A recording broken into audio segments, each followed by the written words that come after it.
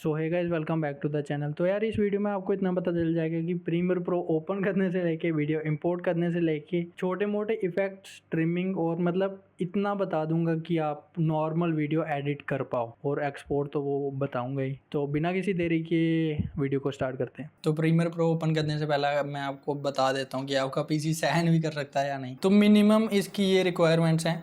मेरे पास भी अभी फ़िलहाल 6th जनरेशन ही है, सबसे बेस वाला, सबसे नीचे वाला। तो अगर मेरे पीसी में चल रहा है तो आपके में तो चलना चाहिए। मतलब 1080p सिंपल कट्स के साथ और 4K भी सिंपल नॉर्मल कट लग जाएंगे, लेकिन लेयर्स वगैरह आप डालोगे तो दिक्कत करेगा, या ग्रेड वगैरह करोगे। बाकी आप यहाँ से स्पेसिफिकेशन देख सकते हो। मेरे पीसी में 16 GB रैम है और देख सकते हो 4K के लिए 32 चाहिए मिनिमम, तो उस हिसाब से आप देख लेना। और मेरे GPU भी 2 GB का ही है। तो जो मिनिमम रिक्वायरमेंट है वो मेरे पीसी में है, और रेकमेंडेड जो हैं वो किसी टाइम पे हम कर लेंगे।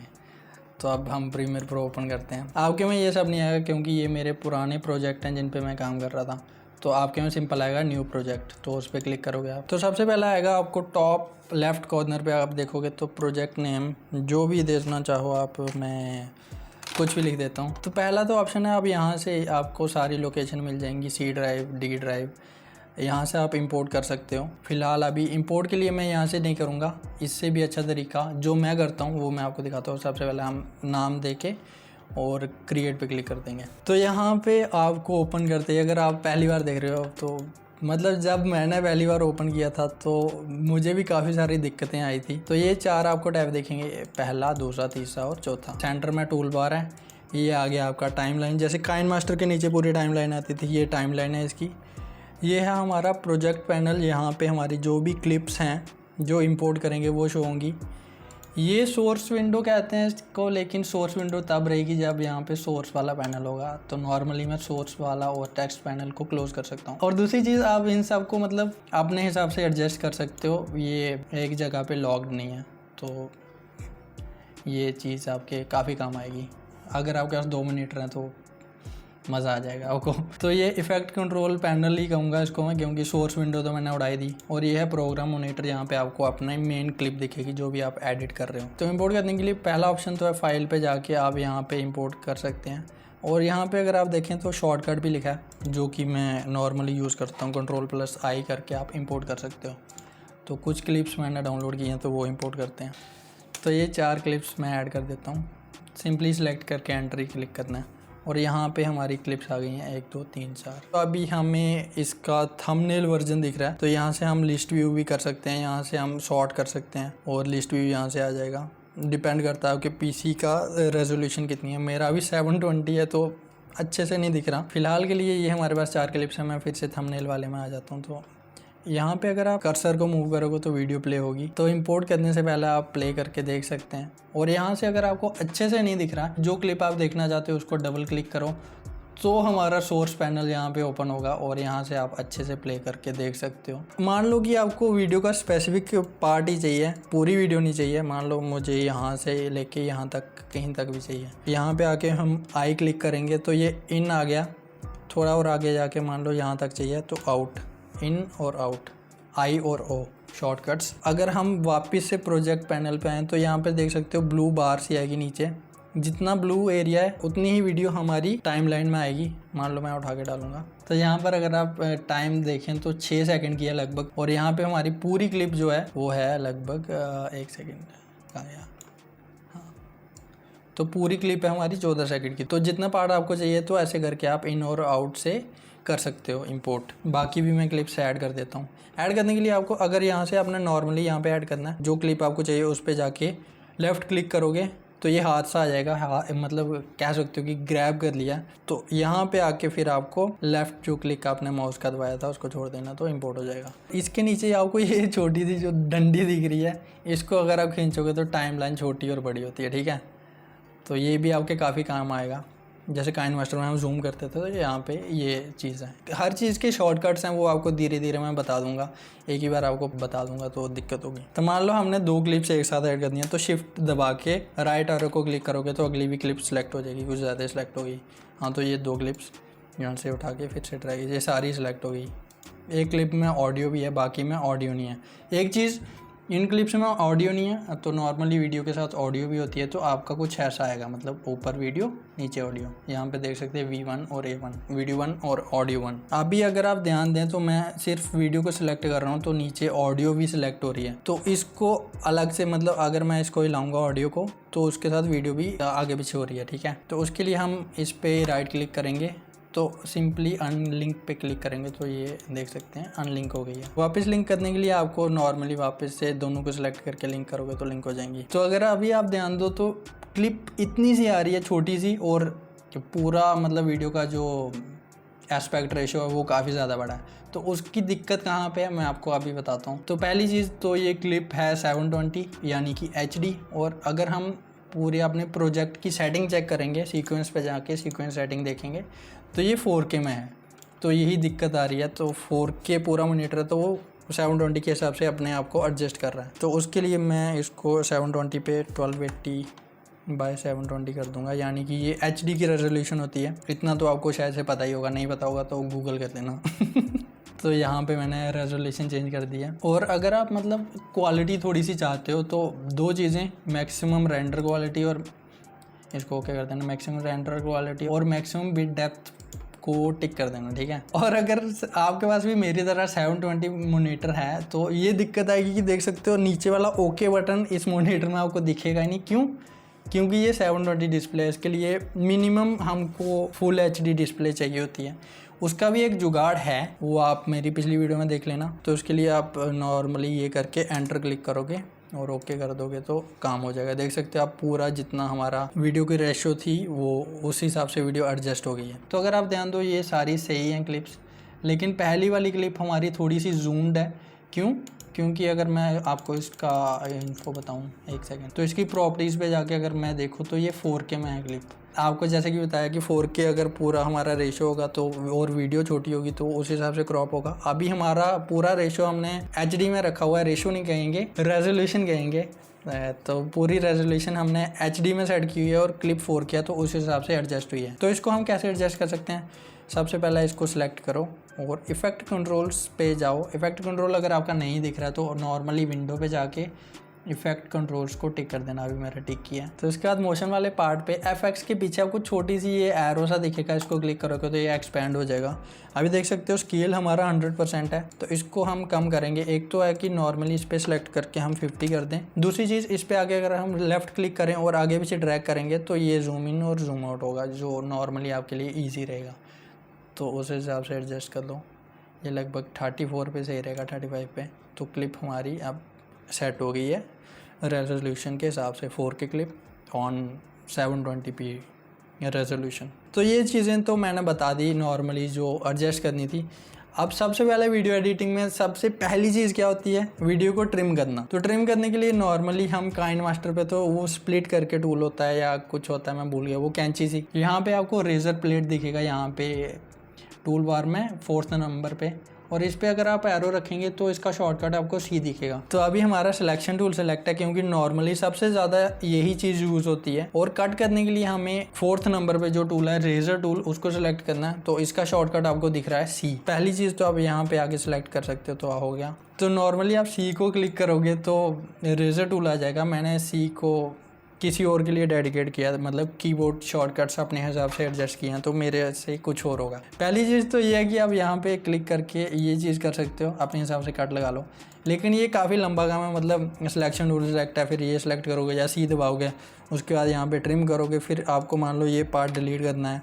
तो काइनमास्टर में तो ये होता था, मैं पहले काइनमास्टर यूज़ करता था, तो उसी हिसाब से बता रहा हूँ। आप कुछ भी ट्रिम करोगे तो ये बीच वाला पार्ट रहता ही नहीं था, ब्लैक वाला। इसके लिए आप क्या कर सकते हो, बीच वाले पार्ट को सिलेक्ट करो और नॉर्मली कीबोर्ड पे डिलीट हिट करोगे तो ये स्पेस ख़त्म हो जाएगी। तो ये कट वाला सीन काफ़ी लंबा होता है, इसके लिए आप शॉर्टकट्स यूज़ करोगे। उसके लिए आपको आना है कीबोर्ड शॉर्टकट पे, एडिट पे जाके second last option keyboard shortcuts. तो जो मैंने रखे हैं वो आपने बताता हूँ, ठीक है। तो ये जूम पता नहीं कहाँ से आएगा, मैंने रिपल एडिट रखा हुआ था। ऐड एडिट यहाँ पे है, इसका मतलब है कि ट्रिम जिस क्लिप पे भी आप होगे तो उसको वो ट्रिम करेगा। सी से रिपल ट्रिम नेक्स्ट है, मतलब कि जो पार्ट होगा उसके आगे वाला जितना भी पार्ट होगा वो उसको ट्रिम कर देगा। तो जी का इसी का उल्टा रखा हुआ मैंने, पता नहीं यहाँ पे ये जूम टूल क्यों आ रहा है। एक सेकंड में इसको एडजस्ट कर लेता हूँ। एडजस्ट करने के लिए आपको नॉर्मली क्या करना है, जूम टूल सर्च करो तो ये आ गया। इसको यहाँ से हम क्लोज कर देंगे, मैंने पता नहीं गलती से कर दिया होगा। Ripple trim previous, add edit और सी रिपल ट्रिम नेक्स्ट। तो ये काफ़ी इजी, क्योंकि ये स्पेस बार के पास भी है तो स्पेस बार से प्ले और पॉज कर सकते हो आप। तो ओके क्लिक करना है, और मेरी तरह अगर आपका 720p मॉनिटर है तो एंटर क्लिक कर देना। तो देख सकते हो आपको अब यहाँ पे आके कुछ भी करने की ज़रूरत नहीं है, नॉर्मल सिलेक्शन टूल सेलेक्ट है।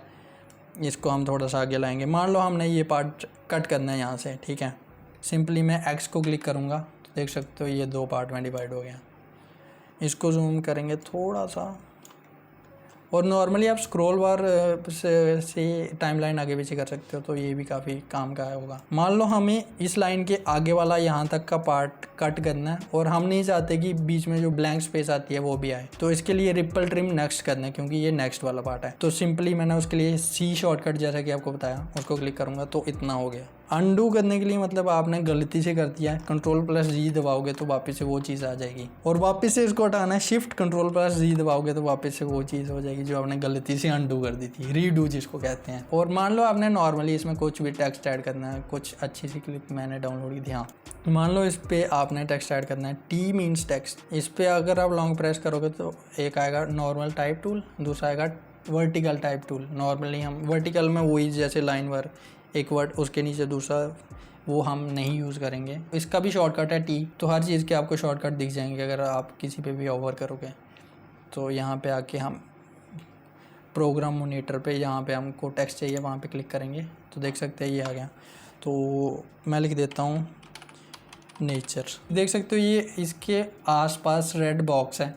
तो रेड बॉक्स तब तक है जब तक आप इसमें चीज़ें लिख रहे हो। उसको हटाने के लिए आप, मतलब मेरे में जब मैं पहली बार कर रहा था तो मुझे काफ़ी ज़्यादा दिक्कत आई थी इस चीज़ को करने में। ये आप सिलेक्शन टूल को सिलेक्ट कर दो तो ये रेड बार हट जाएंगी, और इसको आप अपने हिसाब से एडजस्ट कर सकते हो। अब आपको अगर इसका फॉन्ट चेंज करना है तो इफेक्ट कंट्रोल्स में आपको, मतलब किसी भी इफेक्ट का कंट्रोल आपको इफेक्ट कंट्रोल्स में दिखेगा, नाम से आपको पता चल ही रहा होगा। तो इसको हम छोटा कर देते हैं। तो हमने टेक्स्ट ऐड किया तो टेक्स्ट पे इसको मैक्सिमाइज़ करेंगे। ये हमारे फ़ॉन्ट आगे थोड़ा बोल्ड कर देंगे। और फ़ॉन्ट मैंने कुछ डाउनलोड भी किए हैं, उनको कैसे इंस्टॉल करते हैं प्रीमियर में वो हर चीज़ शायद मैं बता दूं अगली वीडियोस में। तो सबसे पहले हमें इसे सेंटर में रखना है, एंकर पॉइंट को सेंटर में करेंगे। एंकर पॉइंट वगैरह किसी और दिन, क्योंकि वीडियो काफ़ी ज़्यादा लंबी हो जाएगी, तो इसका साइज छोटा करेंगे। और इसको सेंटर में रखने के लिए हमें कैसे पता चलेगा कि सेंटर कहाँ पे है, तो सिंपली कंट्रोल को प्रेस करके आप इसको घुमाओगे तो ये सेंटर बता देगा कि कहाँ पे है। और दूसरी चीज़, इसको आप कैसे एडजस्ट कर सकते हो प्रीसाइजली, वेक्टर मोशन पे जाओ और पोजीशन और स्केल को आप अपने हिसाब से एडजस्ट करोगे तो ये अब देख सकते हो। ये नीचे टेक्स्ट बार काफ़ी छोटी सी आ रही है, तो आपको हो सकता है दिक्कत हो, तो इसको नॉर्मली थोड़ा सा सिंपली थोड़ा सा जूम कर लो और स्क्रॉल बार से सेंटर में ले आओ। तो कलर वगैरह आपको यहीं पे सब कुछ मिल जाएगा, फिल, स्ट्रोक, बैकग्राउंड, शेडो, ये चीज़ें आपको पता ही होंगी कि ऐसा तो नहीं है कि मतलब पहली बार आप एडिट कर रहे हो। और ये चीज़ें आपको करके ही पता चलेंगी, आप सिर्फ देख के सोचोगे आपको पता चल जाएगा, नहीं, आपको प्रैक्टिस करनी पड़ेगी ये चीज़ें। तो मान लो हमने नॉर्मल सी एनिमेशन डालनी है कि नॉर्मली ये फेड हो रहा है, तो फेड करने के लिए हमको ओपेसिटी में जाना पड़ेगा। ओपेसिटी इसकी यहाँ पे होगी, कहाँ पे होगी, एक सेकेंड, ओके, ये इसकी ओपेसिटी है। तो सबसे पहले ये आप यहाँ से जो क्लिप सेलेक्ट है उसका ये टाइमलाइन आ जाएगी।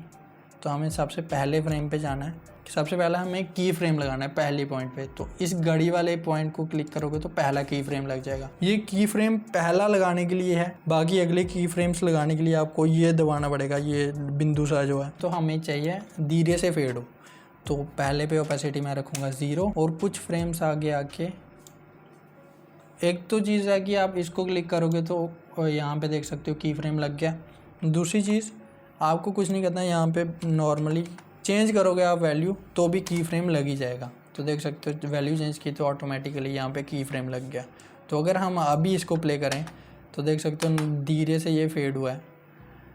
तो ऐसे आप अपने हिसाब से एक्सपेरिमेंट करके कर सकते हो। जिस भी चीज़ के पीछे आपको ये स्टॉप वॉच या घड़ी सी दिखेगी, उसका मतलब ये है कि आप उसको की फ्रेम लगा सकते हो, एनिमेशन कर सकते हो। जैसे कि मान लो कि ये स्केल है, तो मैं चाहता हूँ धीरे धीरे जूम भी हो। ये स्टार्टिंग पे आके एक की फ्रेम और एंड में जाके ओके कुछ ज़्यादा ही एंडिंग पे आ गया तो इसके लिए हम इसको जूम आउट करेंगे। हाँ, तो ये था हमारा, यहाँ पे आके एक की फ्रेम लगा के तो इसको थोड़ा सा जूम कर दूँगा मैं, इस तरह से 150 रख देता हूँ। तो अगर हम वापस से इसको प्ले करें, देखिए धीरे धीरे ये जूम हो रहा है। तो ऐसे आप अपने हिसाब से इफ़ेक्ट डाल सकते हो। और मान लो कि आपने थोड़ी बहुत कलर ग्रेडिंग करनी है, तो विंडोज़ पे आके यहाँ पे ल्यूमेट्री कलर का ऑप्शन होगा, उसको टिक कर दो तो यहाँ पे कलर ग्रेडिंग का ऑप्शन आ जाएगा। इसके लिए हमें शायद से डेडिकेटेड वीडियो बनानी पड़ेगी, तो यहाँ से आप एडजस्ट कर सकते हो। बाकी ये काफ़ी लंबी वीडियो बन जाएगी, तो इतना ही काफ़ी है आज के लिए। तो दूसरी चीज़, अगर आपने ऑडियो ऐड करनी है, कैसे करनी है, इफेक्ट पैनल पे क्लिक किया था, वापस से यहाँ पे आ जाओ। और आपको ज़रूरत नहीं है वापस से यहाँ पे आने की, Ctrl+I पे क्लिक करोगे तो इम्पोर्ट, यहाँ पे कुछ भी हम अगर म्यूज़िक डाल दें, तो ये सिद्धू मूसेवाले का सॉन्ग मैं इम्पोर्ट कर देता हूँ तो इसको डाल दो और सिंपली यहाँ पे ड्रैग कर दो। मतलब मान लो आप कोई बैकग्राउंड म्यूज़िक डालना चाहते हो, अभी फ़िलहाल इसकी साउंड काफ़ी ज़्यादा होगी,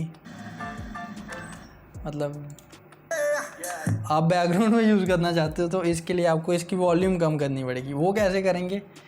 पहला ऑप्शन, राइट क्लिक करो, क्लिप पे जाके यहाँ पे आओ, ऑडियो गेन पे, अभी 0 पे है, तो इसको थोड़ा सा हमें कम करना है। तो माइनस पे जाके -8 कर दूँ अगर मैं,